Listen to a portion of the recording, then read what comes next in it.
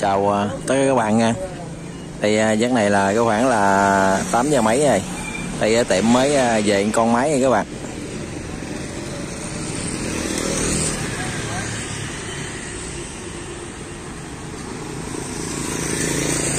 Con máy với cái hộp số mà mình chưa biết cái máy gì ha.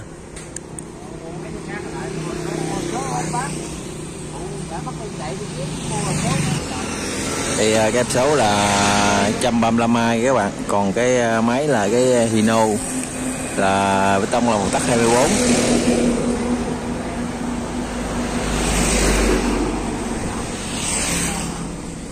Xe mới vừa xuống tới luôn ha. Máy không biết sao đây chứ ở dưới mình nhìn lên thấy còn quá đẹp các bạn. Ban đêm xem nó không được rõ hung ha.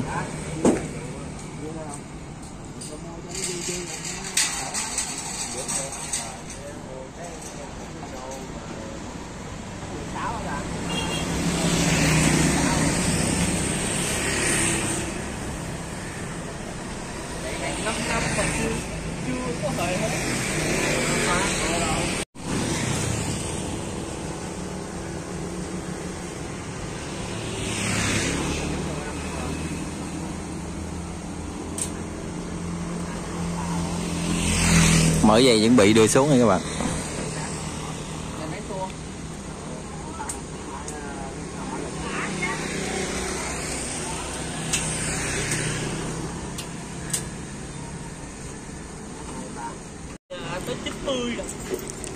Đang gấp cảo, đang dựng lên, đang cảo cái máy xuống.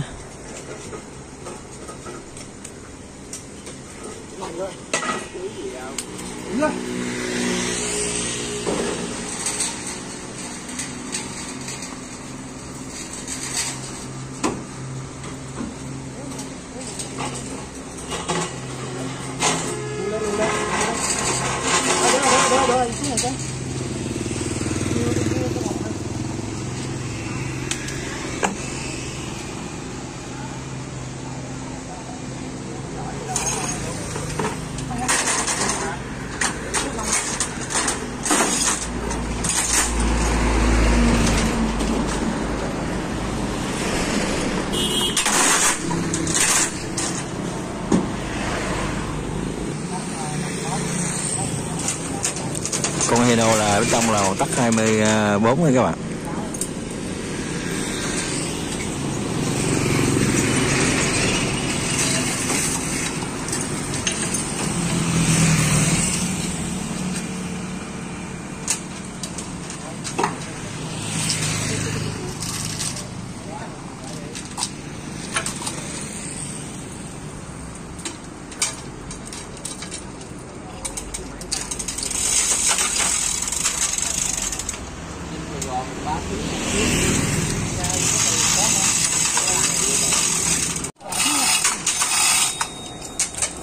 Đưa hộp số xuống trước ha.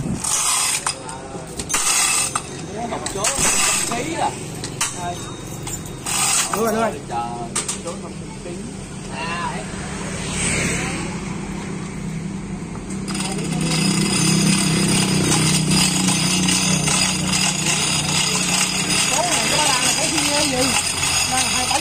Hỏi mới thì mua ông nội kia rồi.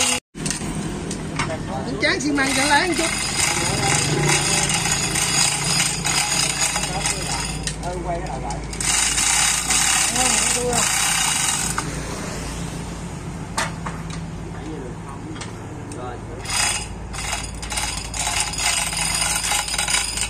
Đúng không? Được rồi.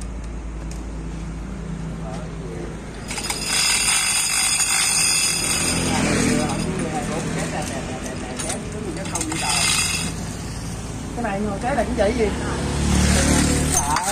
Hả? Đừng giờ. Có đâu. Giờ kéo cái này vô luôn.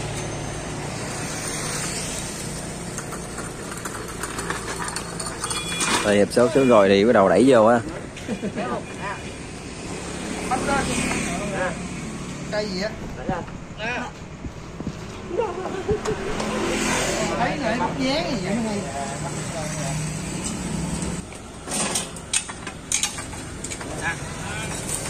kia kìa, đúng mấy kia kìa.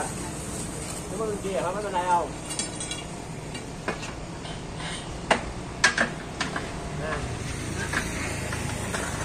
Cho xuống đi cho nó nhẹ.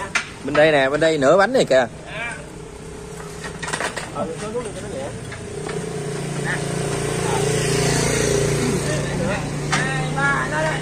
Nó bị lúng nửa bánh rồi. Đó. Đèn rồi đó. Nghe chỗ này đường lộ người ta mới làm á, thành ra nó có bực á, chưa làm xong nó lên nó hơi nặng hay các bạn.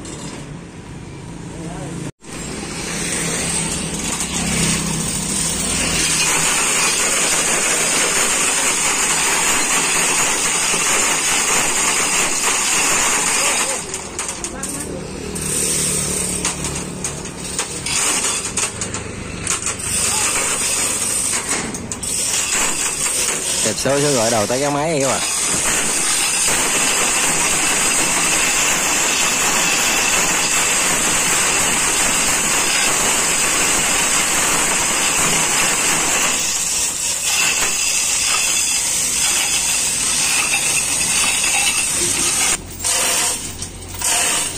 Đem mấy anh em về cái hộp số xích vô mới đưa cái máy xuống được nha. Cái máy cũng rất là bự các bạn.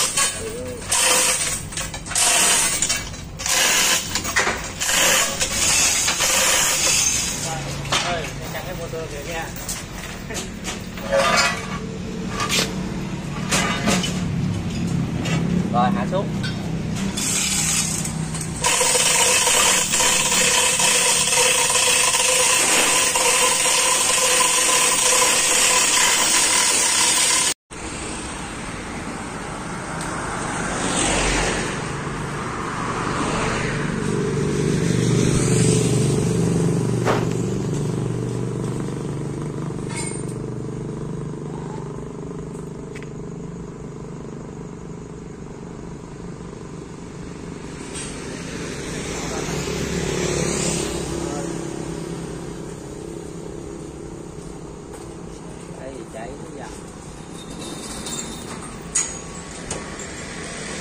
Con này xác cũng rất là bự nha. Con này cạch te nằm trước kìa các bạn.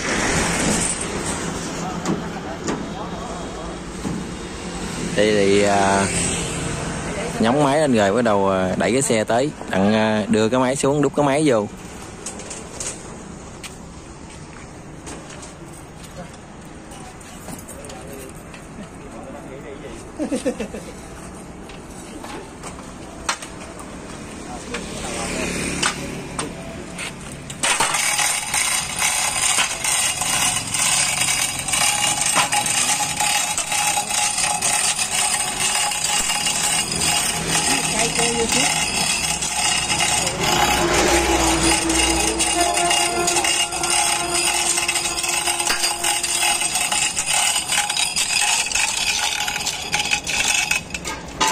Này á, ông mua mấy này tắt để tư gì á.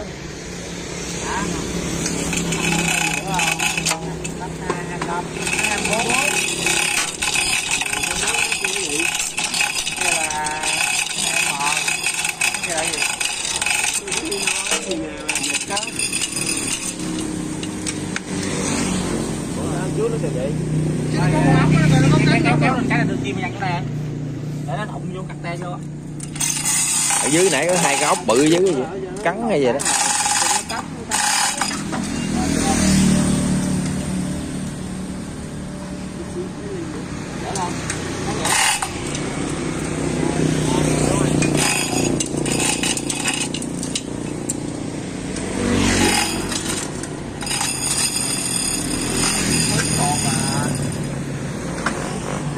Ở sau nè.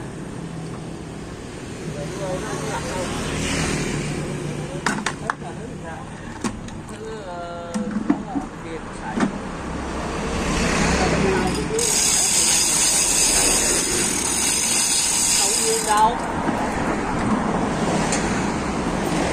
Được không? Xài 4.5 rồi đó mà đi được cái má đó kéo vô đi. Cái máy này cái máy của nói bằng dính đấy nè, nó tăng bự hơn sao nó nhìn thấy nó đánh nhỏ xíu mà. Đó. nói có tắt hai máy gì. Cái máy này nó tắt máy gì sao? Nó tắt gỗ nó tắt lấy hai. Tắt nữa là 4 đến 5, tắt 10 mấy gì đó. Tắt 4 mà. Cái lưỡi này giống cái lưỡi này giống. Ở dưới vậy còn bằng cái đầu này trước. Ra đây cái lưỡi lại.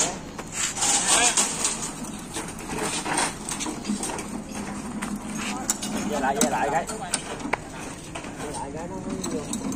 Buổi đêm này quay hay tối các bạn xem thông cảm giùm á.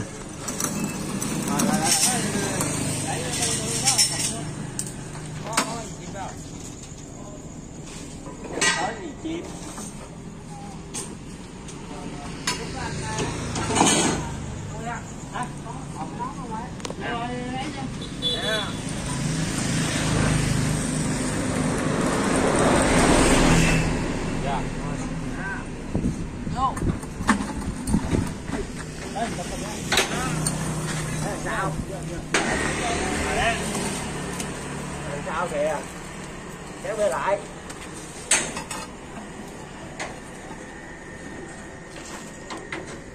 Cho rồi mới làm á, ra đẩy vô cái bực nó hơi lúng rồi các bạn. Rồi khỏi luôn.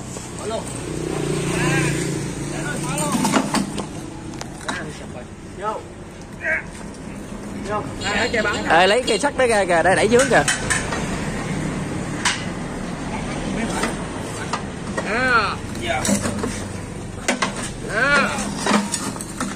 Rồi vô quá em.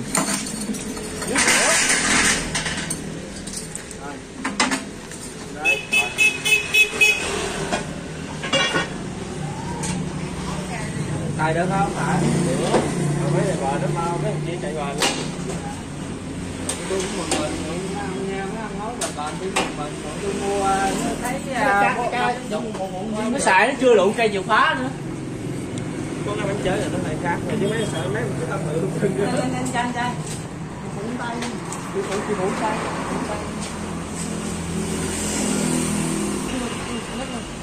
Rồi video tới đây thôi, xin chào các bạn nha. Đây để nay mai sáng mình sẽ quay review cái máy này với cái hộp số các bạn đi quần đêm á.